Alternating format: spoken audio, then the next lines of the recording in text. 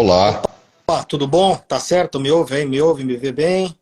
ouço e te vejo bem, bem-vindo. Obrigado por ter aceito o convite para a gente bater esse papo. Obrigado pelo convite. Você está no Kentucky hoje? Isso, tô. É uma hora atrás de Nova York, né? Dá uma hora de diferença? Aqui são 7 agora. Ah, não, então tá no mesmo horário. Eu achei que era uma hora para trás. Eu acho que é o mesmo fuso. Bom, bem-vindo. E esse tema, né? Nas chamadas que eu fiz, eu inclusive comentei que é um tema que, às vezes, quando a gente fala da massa, né, do público em geral, especialmente no Brasil, às vezes a perspectiva que as pessoas têm é que, assim, a eleição americana é uma coisa um pouco fora da realidade delas, do dia a dia.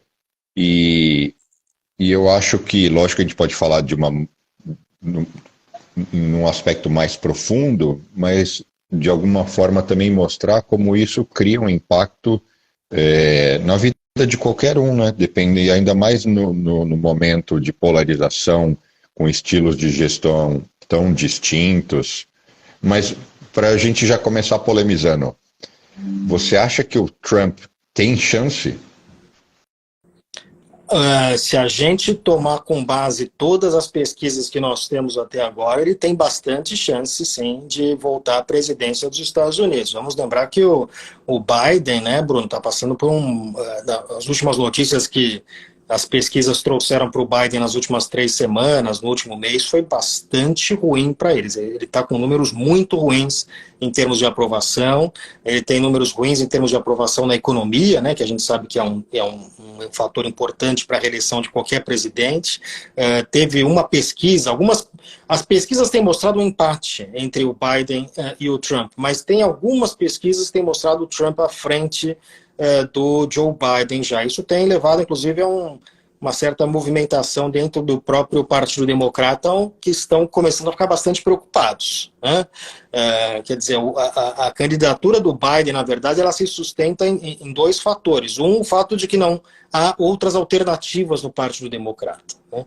Ainda que, de novo, as pesquisas indicam que o eleitor democrata como um todo, ele preferia outro candidato que não o Biden, ele não sabe exatamente apontar qual seria essa alternativa, né? Então tem uma falta de alternativa.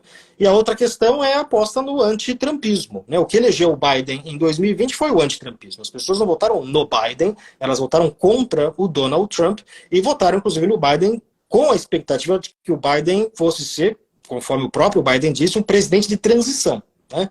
E aí está de novo o Biden se colocando à reeleição e não há o menor entusiasmo para a reeleição dele, nem dentro do Partido Democrata.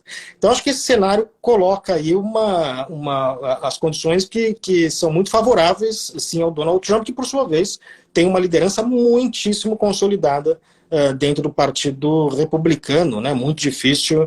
A disputa que a gente está vendo agora nas primárias é uma disputa pelo segundo lugar, né? Porque a distância que o Trump tem dos demais candidatos é muito, muito longe dos demais candidatos. Agora, então isso é o que a gente pode dizer hoje, né?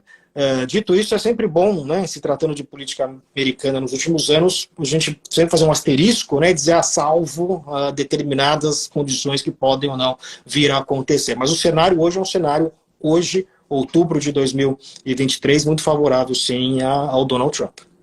E o que enfraqueceu o Biden o momento, é a crise econômica, de uma certa forma, que nem crise, né, tem, mas é o momento econômico, é o filho dele desgastando a imagem dele, ou é ele próprio que não conseguiu gerar notoriedade e expressão?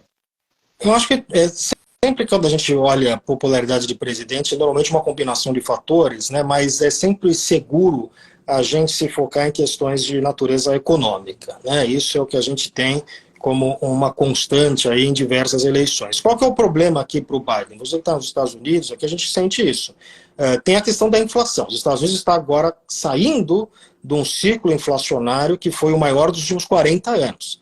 Então a pessoa, né, que vai hoje, o cidadão comum que vai hoje no mercado, gasta 20%, 30% a mais do que gastava 2 anos atrás. A pessoa hoje que procura comprar uma casa e não consegue comprar uma casa porque os preços de casa nos Estados Unidos aumentaram absurdamente e os juros, por conta da inflação, também estão altos, então o acesso ao financiamento é muito alto. Você tem a questão de o preço da gasolina que flutua relativamente. Então, isto compõe, eu diria que a grande questão aqui é a inflação, né? Por conta da sensação, a sensação do americano médio, ainda do ponto de vista de quem olha os dados frios, né? Olha, tem algumas questões positivas na economia americana, né? Se você olhar dados de desemprego, etc. Mas a sensação para o americano médio que a vida dele está mais difícil, né? E se você, de novo, voltando às pesquisas, se você pergunta para o eleitor americano, você se acha que você está com a vida melhor hoje do que estava 4 anos atrás? Essa é uma pergunta clássica também para avaliar possibilidade de reeleição de presidente. Uma maioria expressiva dos americanos diz que não, minha vida hoje está pior do que estava há 4 anos atrás. Então, isto é uma percepção do americano médio de que a economia não o está favorecendo, né? Então, essa me parece aí a questão central que tem atrapalhado o Joe Biden. E aí, eu sei que pode soar um pouco agressivo isso, ou indelicado, dependendo da perspectiva de como as pessoas interpretarem, mas a grande verdade é que a situação inflacionária não foi causada pelo Biden, do mesmo jeito que a pandemia não foi causada pelo Trump. Não importa o presidente que estivesse ali, iria lidar com esse imbróglio de qualquer jeito, né? Lidar um pouco melhor ou um pouco pior, isso a gente pode até discutir. Apesar que a política econômica americana, de uma certa forma, está na mão, tá longe, não está sob controle do executivo e da presidência diretamente, né? Tem uma estrutura bem independente e descentralizada, né? Ainda bem. Sem dúvida nenhuma. Eu acho que a sua análise está perfeita. A questão é a percepção do eleitor. O eleitor não tem essa análise, né? O eleitor ele vota com base em questões imediatas daquilo que está ao seu redor, né? Então, nesse sentido, o eleitor ele é racional na medida em que ele está avaliando qual foi o progresso em termos da vida pessoal dele. Agora, claro, ao explicar que não, as condições que foram dadas, crise de suprimento, né, a questão do Covid, você tem uma inflação que não é só americana, uma inflação global, então tem uma série de condições aí que acabaram fazendo, que não são necessariamente culpa diretamente do Joe Biden, mas essa não é a percepção do eleitor médio. O eleitor, em qualquer país do mundo, ele vai culpar o líder por aquilo que ele está sentindo naquele momento, ainda que o líder não tenha a ver. Isso é verdade para o inverso, né? Muitas vezes você tem um momento de prosperidade econômica que não tem a ver necessariamente com a liderança, né? Às vezes não tem a ver com o presidente, às vezes é até resquício do presidente anterior, né? Resquício de reformas que foram feitas anteriormente e às vezes demora um tempo, né? A economia tem um tempo, de fato, que às vezes demora para as coisas acontecerem para o bem ou para o mal. Quando acontece para o bem e cai no colo de um presidente que está naquele momento, isso é positivo para ele, ainda que o presidente não tenha necessariamente muito a ver com a economia estar indo bem. A mesma coisa acontece quando a economia vai mal. Essa é uma constante que a gente vê aí na ciência política em diversos países. Eu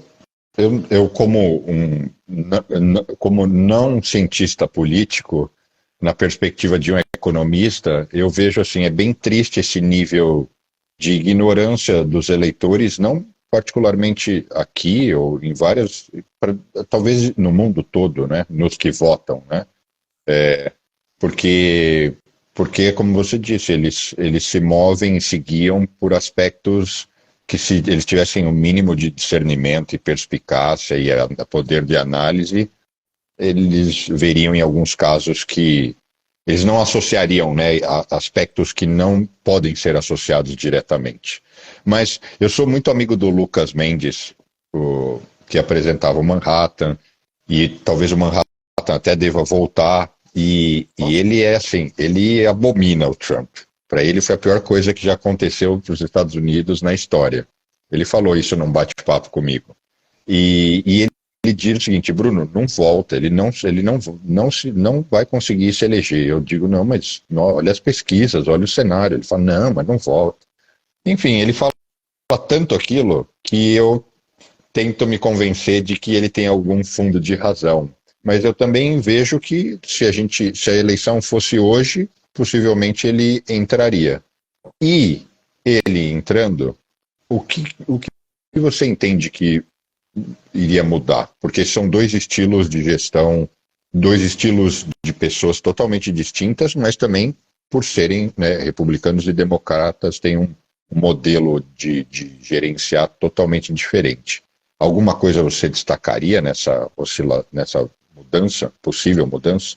Eu acho que você tocou num ponto que é central, ou seja, republicanos e democratas têm estilos diferentes, esses estilos diferentes a gente viu ao longo da história se alternando, né, no poder nos últimos, pelo menos a gente pode dizer isso, desde o fim da Segunda Guerra Mundial, de alguma forma, alguma alternância entre algumas perspectivas, mas ao mesmo tempo muita convergência em diversos aspectos, né? Por exemplo, independente se é democrata ou republicano, pelo menos, de novo, desde o fim da Segunda Guerra Mundial, todo presidente americano era, por exemplo, favorável, de alguma forma, de alguma maneira, à abertura comercial, que era algo positivo para os Estados Unidos, menos tarifas, abertura comercial, isso foi uma constante, né? Você vê em governos democratas ou republicanos.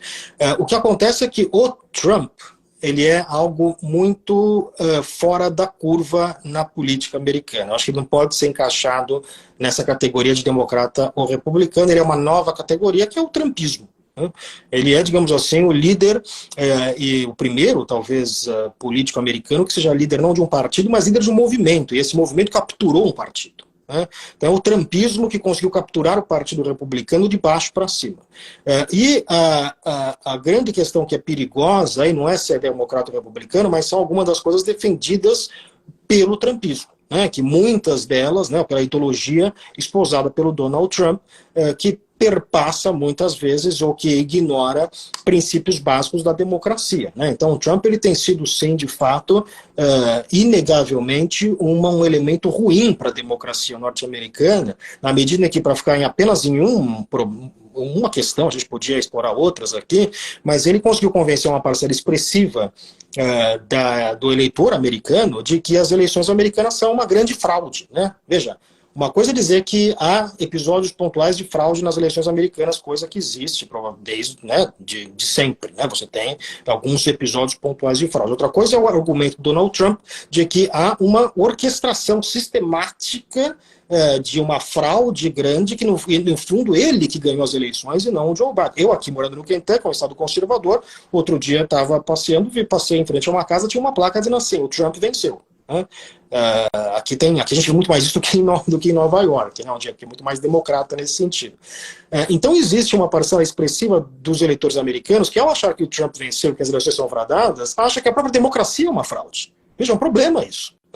Não é apenas uma questão, foi uma pequena fraude aqui. A própria democracia americana, portanto, é uma grande fraude da perspectiva dessas pessoas. Se a democracia é uma grande fraude, então não tem por que seguir os princípios básicos da democracia. Então o que acontece é que você tem uma deterioração não é nem apenas institucional, mas da cultura democrática, uma deterioração social nesse sentido, e que torna a convivência de um sistema democrático muito complicado. Porque em democracia você tem alternância de poder, não é porque que você perdeu, o outro tem que ser eliminado. Isso não acontece em democracias. Então o Donald Trump, por exemplo, ao não assumir a derrota dele, ao não ligar para o Joe Biden cumprimentar, ele quebra algumas regras, que são regras não escritas, mas que têm mantido a democracia americana sustentada desde do século XVIII. Nós estamos tratando, afinal de contas, a democracia mais antiga do mundo. A Constituição americana é a Constituição em vigor mais antiga do mundo. Os americanos inventaram, na verdade, o sistema de república democrática. A gente voltar lá para o mundo do século XVIII, o mundo de reis e rainhas, ainda não havia nem acontecido a Revolução Francesa.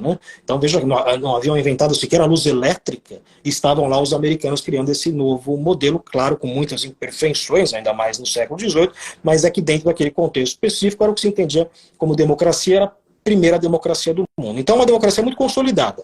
Para você destruir essa democracia muito consolidada, isso toma um tempo. E eu acho que o Trump ele é um catalisador desse processo de destruição. E se ele for reeleito, portanto, dado esse meu diagnóstico, você entende quais são as repercussões de uma nova eleição do Donald Trump. Então, mas aí você acredita, porque uma coisa é o barulho que ele faz, como ele já fez durante a gestão dele, inclusive no processo eleitoral.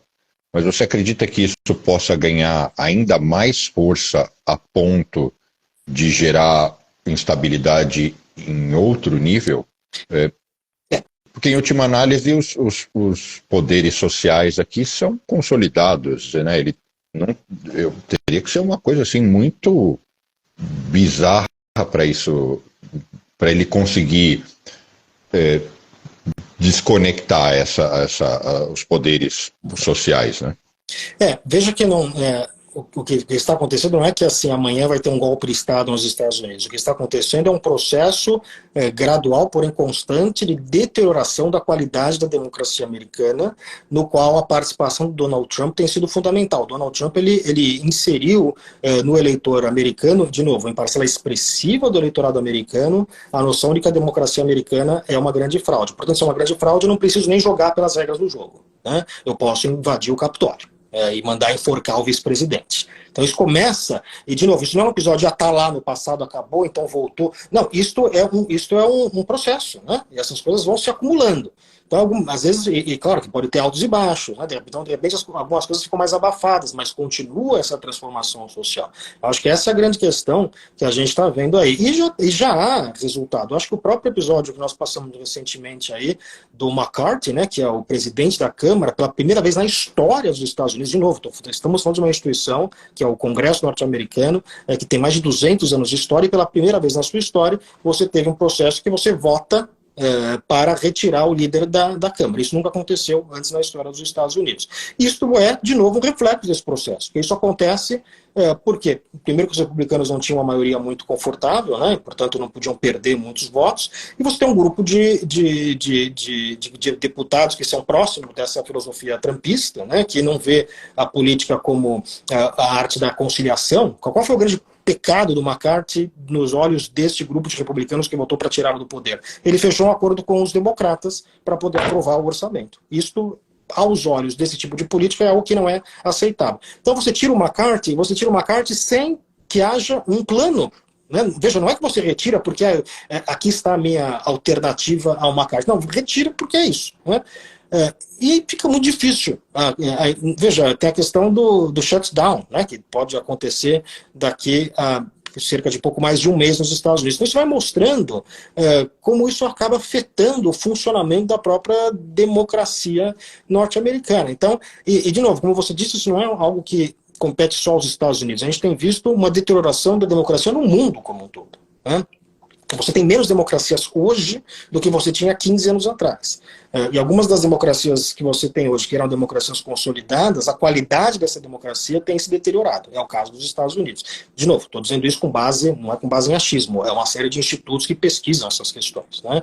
E você tem dados claros que mostram deterioração na qualidade de democracias consolidadas, Europa e Estados Unidos. Imagina das democracias recentes. Né? Então, para democracias recentes, e nós temos, por exemplo, o caso da Hungria, né, que torna-se um país democrático a partir do final da Guerra Fria, do fim dos anos 80, a Turquia, que era um país também que passou por um processo de democratização depois de ter uma ditadura militar, similar que houve no Brasil, e que a gente tem visto uma regressão democrática nesses países. Venezuela é um caso muito claro disso, né? Venezuela hoje é praticamente uma ditadura, né? E até 20 anos atrás tinha um processo democrático que parecia relativamente consolidado. Então a gente tem visto um processo de regressão da democracia no mundo.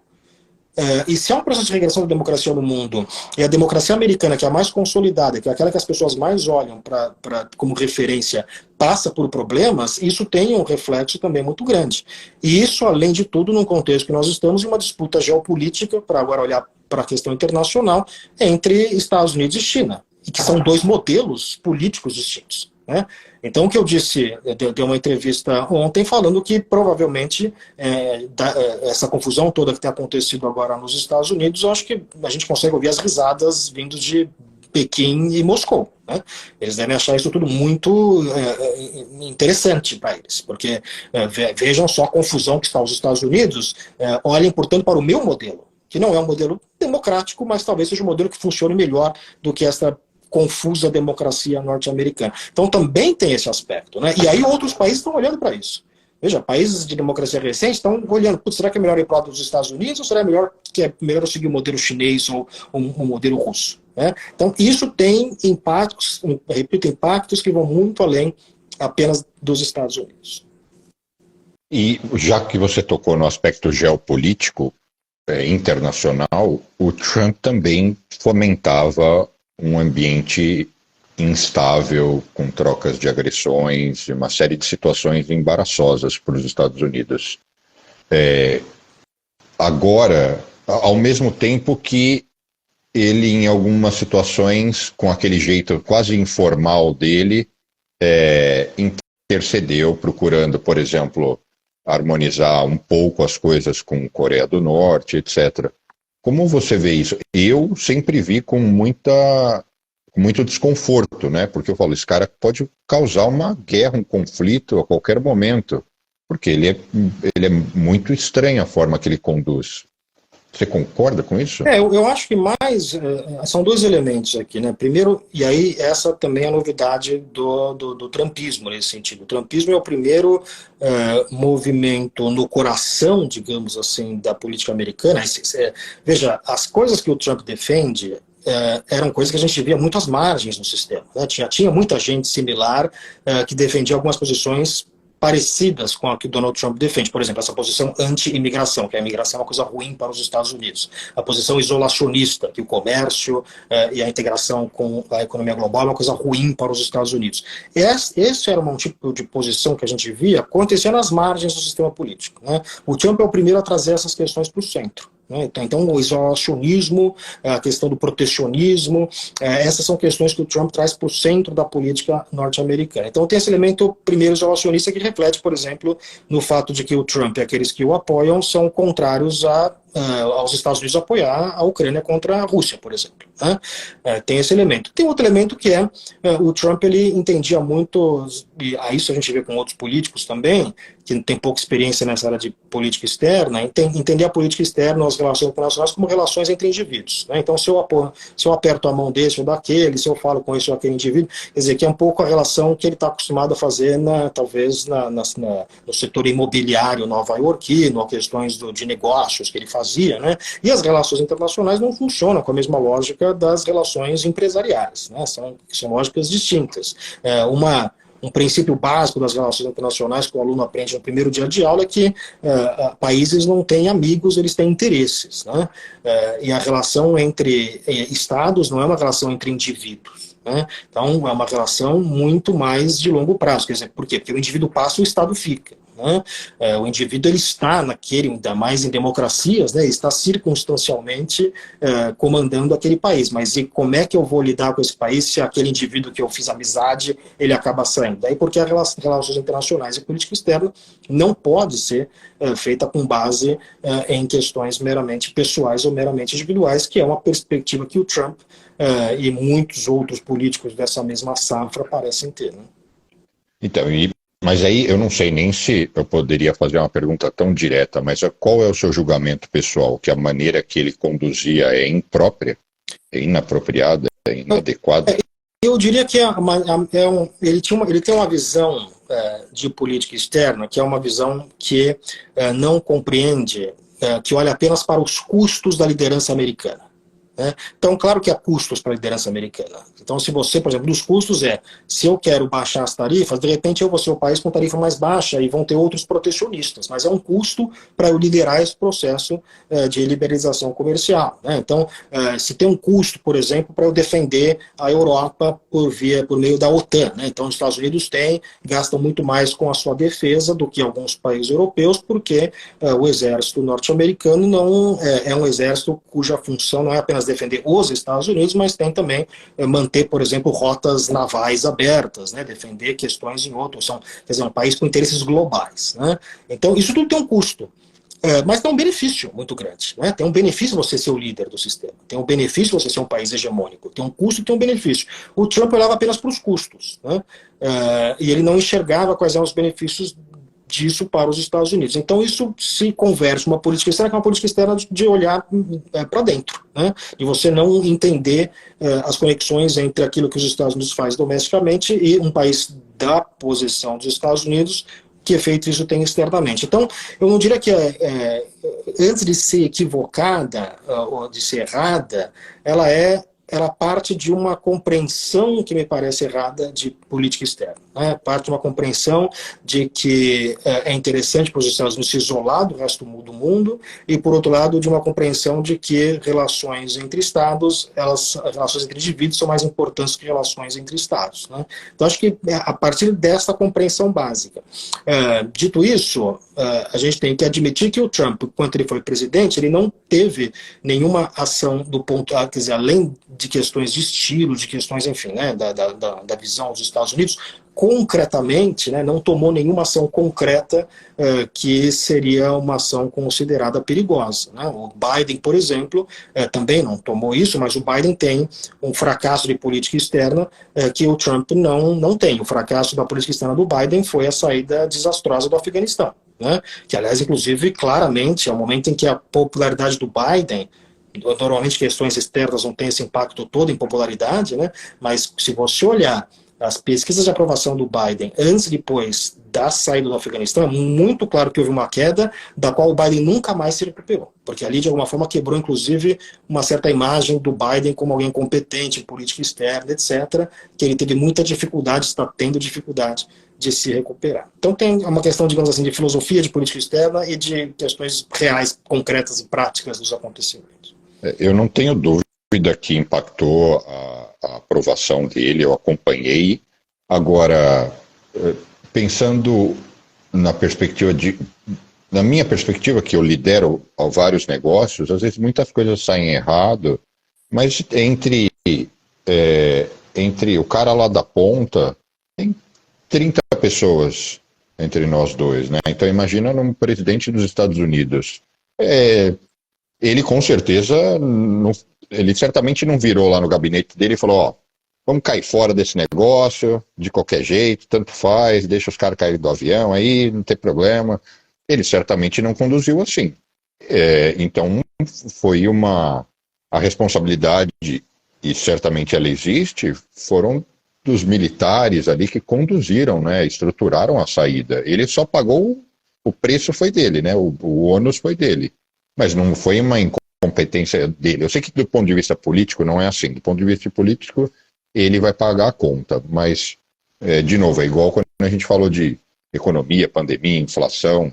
E eu não estou aqui defendendo o Biden, porque vai parecer que eu muito pelo contrário. Ele tomou a decisão, digamos, estratégica de retirar as tropas americanas do Afeganistão, e aí as decisões táticas, a partir disso, foram bastante equivocadas. Né? Mas essa é a razão pela qual muitos presidentes eram reticentes a fazer essa retirada, que foi a decisão estratégica do Biden, foi uma decisão estratégica de retirada relativamente rápida. Né? E algumas pessoas já haviam alertado que uma retirada rápida, nas condições em que estava a guerra no Afeganistão naquele momento, seriam complicadas. Né? E ele resolveu pagar para ver esse preço. O resultado é que hoje, quer dizer, os Estados Unidos invadem o Afeganistão em outubro de 2001 com o objetivo de tirar o Talibã do poder. 21 anos, 22 anos depois, quem está no poder no Afeganistão? O Talibã. Isso é verdade. O discurso de sair, retirar as tropas de lá já vinha do Trump, né? Então, no fundo, isso... Bastante tempo. Até o Obama já aventava essa... O Obama era alguém que dizia, nós precisamos sair do Iraque para investir no Afeganistão. Né? Temos que resolver, solucionar a guerra do Afeganistão. O Trump, diversas vezes, flertou com a ideia de sair do Afeganistão, e o Biden resolveu tomar essa decisão logo nos seus primeiros meses de governo. E aí, para o Brasil, o que é melhor para nós? Biden ou Trump? Republicanos ou democratas? Essa é uma questão complicada, né? Por exemplo, se você me perguntasse isso nas eleições de 2008, né, Obama contra McCain, quem era melhor para o Brasil? Eu acho que o McCain talvez fosse melhor para o Brasil naquele momento. Por quê? Porque o McCain defendia, por exemplo, uma economia mais aberta, retirada de subsídios ao etanol, que era coisa que nos beneficiava, por exemplo, comprar etanol do Brasil. Então tinha uma visão de política que era uma visão mais aberta. Era um republicano. Né? Então não é questão de democrata e republicano, é que hoje, repito, né, a questão hoje não é uma disputa democrata e republicana, é o trumpismo e um partido democrata que, enfim, também tem lá os seus problemas domésticos bastante evidentes, né? Eu acho, então, portanto, quando a gente analisa a eleição do Trump, é muito difícil a gente olhar do ponto de vista técnico, né? Dizer, vai ser bom porque a economia, ou a questões específicas, ou o comércio e tal. Eu acho que o que o Trump simbolizaria em termos, para voltar na nossa discussão, de deterioração da democracia, né? E de problemas que isso traria para a consolidação de valores democráticos no geral, eu acho que isso no ponto de vista amplo, no ponto de vista de longo prazo, seria benéfico, seria ruim para o mundo como um todo, e eu incluiria o Brasil nessa toada, né? Isso talvez encorajaria, inclusive, figuras no Brasil que talvez se inspiram, né, nesses mesmos métodos do Donald Trump. Impossível nos Estados Unidos, no curto, médio prazo, acabar essa polarização entre democratas e republicanos e eventualmente até ter o que no Brasil a gente chamava de terceira via, porque esse modelo de só dois partidos, em um certo grau, ele limita as opções, né?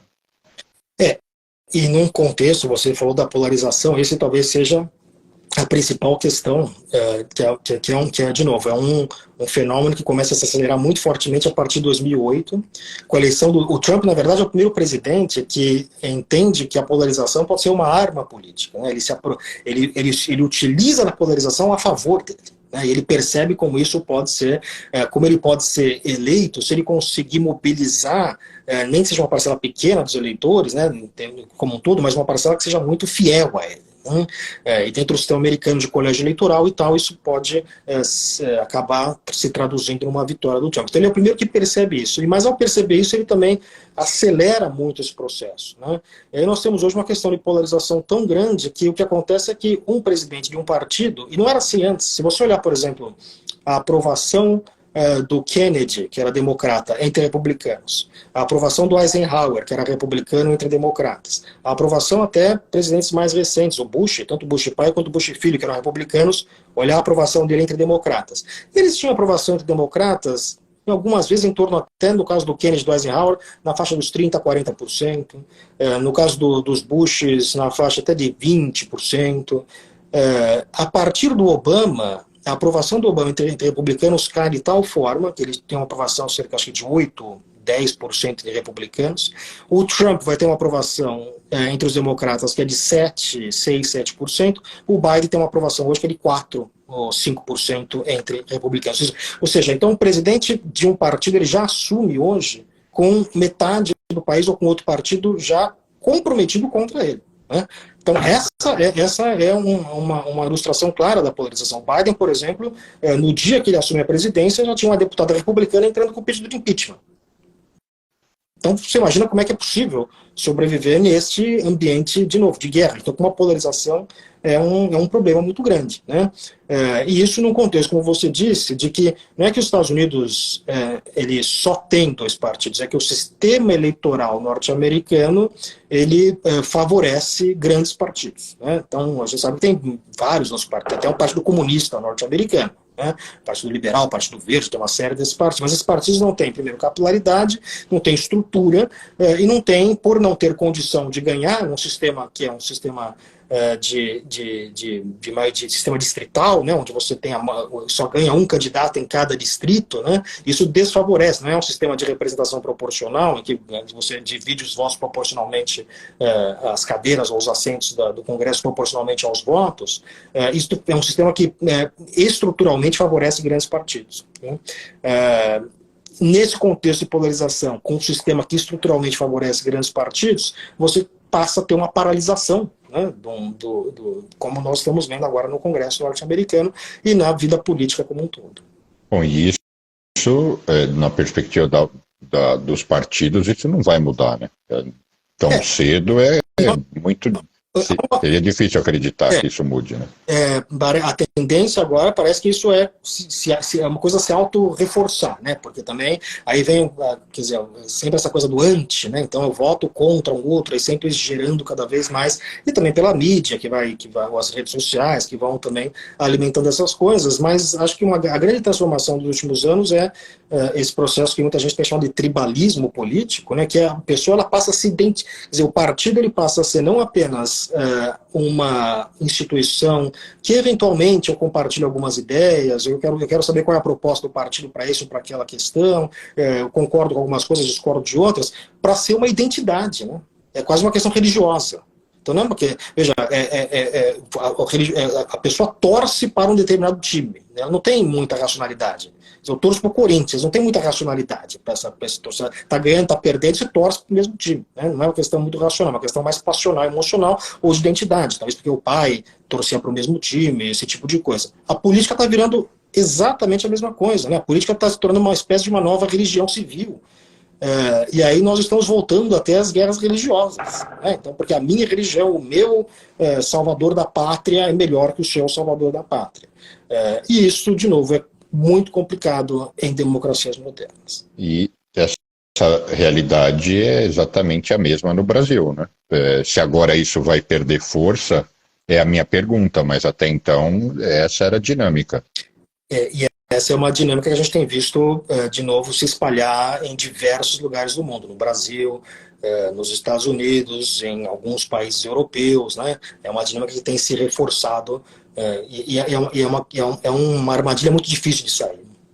Qual, no Brasil, você acha que agora, com todas essas ações contra o bolsonarismo que o sistema tomou, e aqui sem fazer julgamento de valor ao lado, nada disso. O fato é que o Lula voltou e o sistema foi lá e desconectou vários plugs do bolsonarismo, né? Começando por ter inviabilizado ele eleitoralmente. Com isso, você acha que vai diminuir essa polarização e esse extremismo e essa característica que você acabou de descrever, que as pessoas seguiam uma linha política quase como se fosse um time de futebol? Não acho, porque não acho que o Bolsonaro seja a causa dessa polarização. O Bolsonaro ele é consequência desse processo, né? Então, se não o Bolsonaro, outras pessoas vão acabar aparecendo para fazer a força do outro polo, né? A questão é que nós temos a diferença no Brasil, ao contrário dos Estados Unidos, onde você tem dois partidos muito bem estruturados, né? Sistema bipartidário. O Brasil é um sistema multipartidário, onde no fundo só tem um partido que é bem estruturado, que é o PT. Essa é uma grande vantagem que o PT tem sobre outros partidos, que é o partido mais bem estruturado do Brasil nesse sentido. Isso é uma questão técnica. Então, portanto, o que acontece é que você precisa de organização das forças que vão se contrapor a esse partido organizado, que é o PT. O Bolsonaro foi um produto, né, desta tentativa de se achar um outro polo para se contrapor, quer dizer, o polo anti-PT para se contrapor ao PT, né? Se não for o Bolsonaro, de novo, pela dinâmica própria, né, do Brasil, onde além de tudo você não tem partidos que são necessariamente partidos muito comprometidos ideologicamente, na questão do centrão, né, que você precisa compor, né? Então tem uma realidade um pouco distinta da realidade americana nesse sentido, mas muitas das suas consequências, muitas das suas características são similares. Enfim, o Bolsonaro eu concordo, ele é a causa, ele é a consequência, não a causa. Mas eu não vejo hoje alguém com tamanha representatividade, carisma e características que consiga levantar essa bandeira e assumir o espaço dele. Até porque ele continua existindo, né? Ele está vivo, ele só não pode se candidatar. Ele vai acabar ainda funcionando como um cabo eleitoral ali, mas eu acho que essa situação onde ele deixa de ser a estrela acaba despotencializando um pouco esse extremismo. Não sei se eu falo isso porque também é um desejo, uma esperança de que isso arrefeça, mas essa é a minha perspectiva de alguém que não é cientista político, né? Só um brasileiro economista que ficou observando o que seria melhor para nós, né? E outra coisa do contexto brasileiro de partidos fracos é que você acaba o papel do indivíduo, né, do personalismo, acaba sendo um papel muito mais importante do que nos Estados Unidos, né? Por isso que o Trump ele é uma exceção. Essa coisa personal, quer dizer, hoje você tem uma camada grande de pessoas dos Estados Unidos que segue o Trump, não o Partido Republicano, né? É muito focado na questão, inclusive o Trump é um crítico do Partido Republicano e essas pessoas passaram a ser críticas também do Partido Republicano. Então elas seguem o na América Latina, peronismo, bolsonarismo, lulismo, nós estamos acostumados com o getulismo, nós estamos acostumados com esses ismos personalistas, né? Essa não era uma realidade norte-americana. Razão pela qual, novamente, esse é um aspecto muito diferente que o Trump traz, essa devoção a pessoas, devoção a esse personalismo, que é algo que não era característica da política norte-americana e que é uma característica muito forte nossa. Como ele consegue, já que em muitos momentos ele é hostil até dentro do próprio partido, como ele consegue tamanha liderança?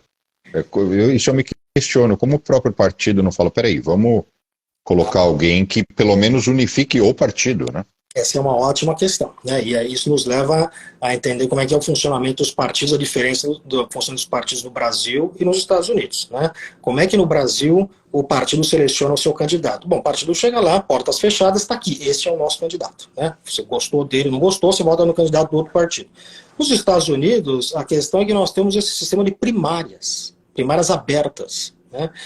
E o Trump ele conseguiu uma captura do Partido Republicano frontalmente contra as elites do Partido Republicano. Até hoje são desesperadas com o Donald Trump, né? Até hoje você tem muito claramente gente que busca essas alternativas que você falou, pelo amor de Deus, alguém que seja uma alternativa ao Trump. Porém, o Trump fez uma captura de baixo para cima, né? Ele fez a captura a partir da base do partido. Então ele tem, de novo, um séquito muito fiel de seguidores que votam nele, e que ao votar nele, isso faz com que outros candidatos do partido começam a ter medo do Trump e dos eleitores do Donald Trump, né? Então também não vamos falar mal do Trump, porque tem muitos eleitores ali, e o Trump é assim, se você falar mal dele, ele vai na rede social, né? Ele vai tentar acabar com ele faz esse jogo também da política de forma muito personalizada. Então o que aconteceu nos Estados Unidos, que responde a sua pergunta, é que houve uma captura do Partido Republicano contra a vontade das elites do partido, até hoje, foi uma captura feita de baixo para cima, por conta do sistema aberto de primárias que a elite do Partido Republicano perdeu o controle sobre o partido por causa disso. A elite do Partido Democrata quase perdeu o controle quando o Bernie Sanders, por 2 vezes, quase foi o candidato do partido. Só que a elite do Partido Democrata conseguiu agir para impedir o Bernie Sanders, né? Eles foram mais competentes nesse sentido do que foram os republicanos. Os republicanos estão completamente perdidos porque eles perderam totalmente o controle do partido. Não tem qualquer controle sobre o partido, e o partido hoje ele vai cada vez mais adquirindo a cara do Donald Trump. Então é uma revolução dentro do Partido Republicano. O Brasil, em algum grau, é semelhante, né? Porque, por exemplo, no PSDB, o Dória, teoricamente, conquistou ali o que seriam as nossas primárias dentro do partido, é que depois ninguém respeitou isso, né? Todo mundo se reuniu na salinha e falou, não tá valendo. A gente não tem... Partidos tentam fazer isso, o PT faz isso, o PSDB, quer dizer, tem uma tentativa de se fazer, e ainda assim é uma primária que não é como uma primária aqui nos Estados Unidos, que é uma primária muito aberta, com debate, estamos todos aqui prestando atenção agora, né, no processo eleitoral e tal, quem que vai ser o candidato de cada partido. São primárias mais fechadas, né, apenas para membros que são lideranças que são militantes ou participantes muito próximos do partido, então é uma dinâmica muito distinta, e quando tem, é uma coisa irregular, não é sempre que tem, né, pode ter um dia, pode não ter no outro, depende do que passa na cabeça do líder partidário naquele momento, né? Então nos falta esta prática, e quando nós temos essas primárias, são primárias, né, para usar a expressão para inglês ver, né, aquelas primárias que são muito menos significativas, ainda que haja uma disputa, mas aí são disputas muito dentro do partido, das militâncias e facções dentro do partido, né, do que disputas mais abertas na sociedade como um todo. Alguma condenação ou aspecto jurídico pode impedir que o Trump prossiga com essa candidatura?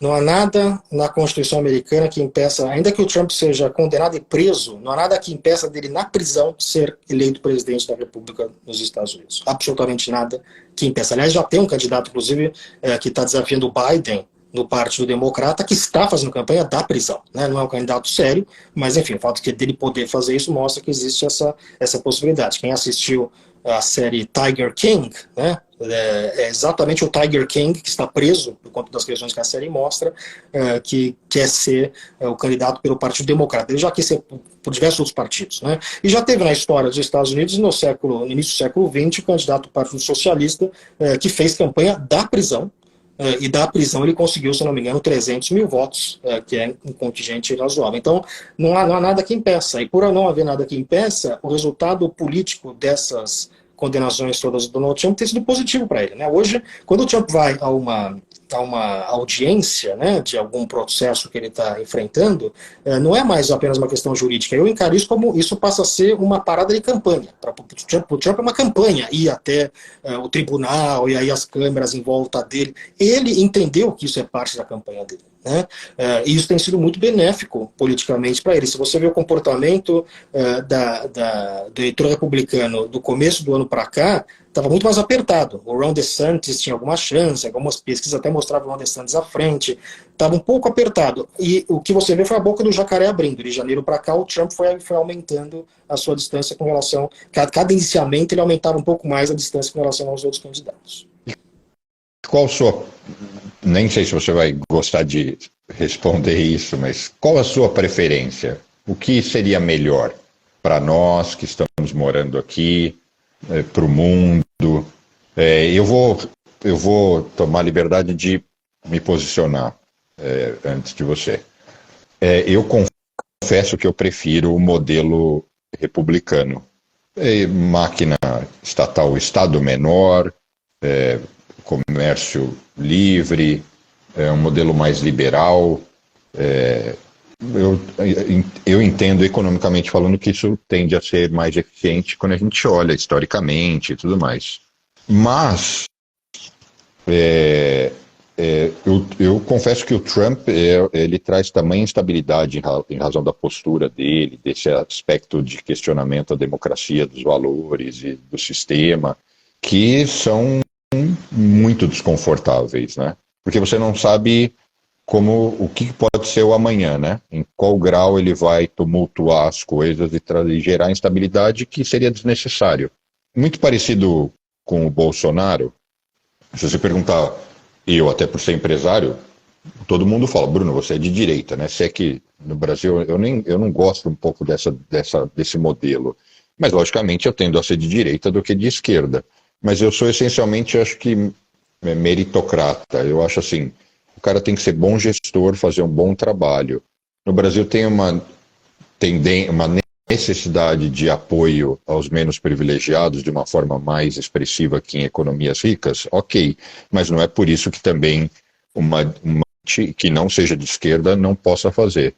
E o que era desconfortável no Bolsonaro é que ele criava um episódio, uma polêmica, uma instabilidade a cada semana.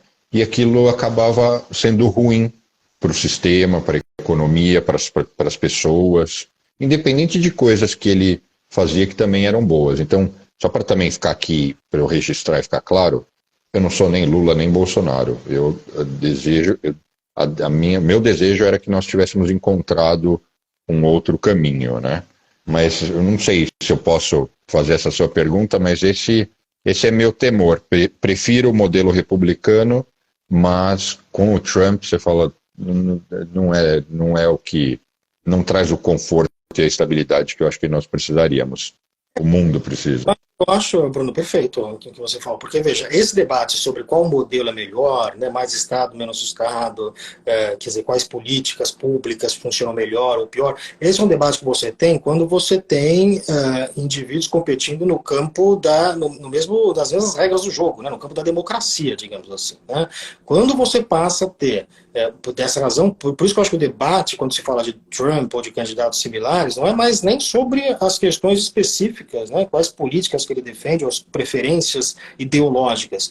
Porque aqui é uma questão mais ampla repito, a questão da deterioração da democracia, da cultura democrática, porque ele, quando presidente, ele tem um megafone, né, e ele deseduca, digamos assim, o eleitor norte-americano, é uma deterioração da cidadania norte-americana, e, portanto, os prejuízos de longo prazo disso, eu acho que são muito graves, né? E aí não cabe sequer a discussão se é mais imposto, menos imposto, porque você tem questões que são estruturais aí que acabam sendo muito graves, né? Então, daí porque o debate ele foge do campo das questões quais são as melhores políticas públicas, né? Para o campo da vamos salvar os elementos dos pilares básicos da democracia norte-americana. Né?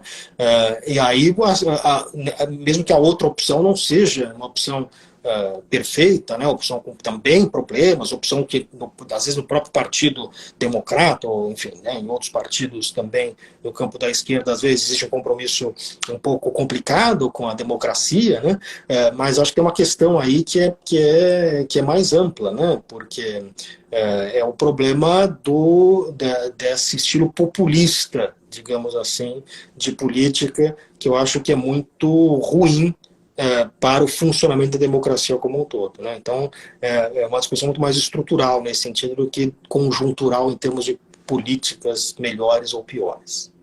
E aí, encaminhando o nosso papo para o fim, me conta um pouco da sua atuação. Eu vejo que você está sempre na mídia, a imprensa usa você como uma referência, você tem uma tremenda exposição. Hoje, essencialmente, você é um acadêmico. Você dá aula e quais são suas outras atuações? Eu tenho duas atuações principais. Né? Eu trabalho com a minha questão principal, sou professor aqui nos Estados Unidos, né? Minha carreira uma carreira acadêmica, né? A carreira acadêmica envolve a questão do ensino, da pesquisa, desta interação também com o público mais amplo, né? A responsabilidade do acadêmico não é se fechar no seu escritório, né, com as suas pesquisas, mas eu acho que fazer isso que a gente está fazendo aqui, né, de ter esse diálogo com a sociedade, né, então acho que essa exposição na mídia que você faz referência tem muito a ver com esse diálogo na sociedade, e eu faço também, eventualmente, análises de, por exemplo, eu estou fazendo agora um trabalho para um cliente de análise de acompanhamento das eleições americanas, da política americana como um todo. Eu terminei um relatório hoje sobre o que aconteceu com o McCarthy, por exemplo, né, então a gente conversa com pessoas dentro do partido republicano para entender quais são, republicano ou democrata, para entender quais são os caminhos aí da política norte-americana para orientar a tomada de decisão para uma série de atores que fazem isso. Então tem essas duas áreas que é onde eu atuo, que é de análise política, né, consultoria, de certa forma, e na questão acadêmica, que é onde aí é o meu pilar principal, que é como eu segui a minha carreira. Entendi. Bom, essa live eu vou enviar para 100% da indústria financeira brasileira e aqui dos Estados Unidos, são meus amigos, são as pessoas muito próximas, e muita gente às vezes não tem ideia, mas tem brasileiros muito relevantes e representativos aqui em Wall Street. Então, com certeza essa sua voz vai chegar a todos eles. E está convidadíssimo para a gente poder fazer um bate-papo no estúdio, no Wall Street Cast, e talvez a gente até pensar em alguns colegas e amigos nossos para a gente fazer um grande debate e da próxima vez talvez de algum outro tema correlacionado a esse. Com o maior prazer, sim. É ótimo. Vamos em frente aí, continuar aí o contato e sempre bom, debate de alto nível como que a gente teve aqui em termos de conversa e conversar de ideias, né? Acho que isso é importante. Acho que parabenizar você aí também pela iniciativa, né? E você como uma pessoa do campo empresarial, trazendo alguém como eu, que mais do campo da ciência política, né? Mostra aí como você está ligado aí a diferentes questões que acho que acabam sendo importantes aí para todo mundo. O que eu defendo e o que eu acho importante é que mesmo no universo empresarial hoje, e tanto na realidade americana quanto a brasileira, eu às vezes cruzo com pessoas que eu acreditava serem muito preparadas, são muito bem-sucedidas, e que elas que elas não se mostram tão sensatas e criteriosas em relação a esse tema. Então, e não sou eu que vou conseguir demover elas dessa compreensão, né? Mas eu acredito que, ouvindo especialistas, e como foi o nosso bate-papo aqui hoje, aos poucos isso tende a fazer com que as pessoas parem para pensar, né? E a gente não está fazendo aqui julgamento nenhum, né? A gente está só interpretando e eu não quero que pareça que assim, a gente fez um videocast para a direita ou para a esquerda, para o republicano ou para o democrata. Não foi isso, né? Essa não é a ideia. E entendo exatamente perfeitamente, me alinho perfeitamente com essa sua preocupação, né? No fundo, acho que é a nossa responsabilidade para, neste mundo polarizado que a gente conversou, né, tentar trazer um pouco as coisas para o campo da E racionalidade. isso até no meio acadêmico. Eu pedalo com o reitor de Colômbia e ele me fala, Bruno, eu tenho esse problema até entre os meus professores. Não é o professor Eco lá que acabou de entrar, não. É um cara que convive comigo há 25 anos, que eu tinha muito respeito e que eu falo, o que aconteceu? O cara está possuído? Exato. Bom, eu na minha área vejo isso que você está falando, eu vejo muito de perto também acontecer. Então, maravilha. Muitíssimo obrigado. Eu adorei a conversa. A gente mantém contato e espero que a gente se reencontre aqui em Nova York, no estúdio, para a gente fazer um bate-papo ainda mais profundo. Certamente, será um grande prazer. Obrigado, um abraço. Obrigado a todos que nos assistiram também. Obrigado, abraço. Abraço, tchau.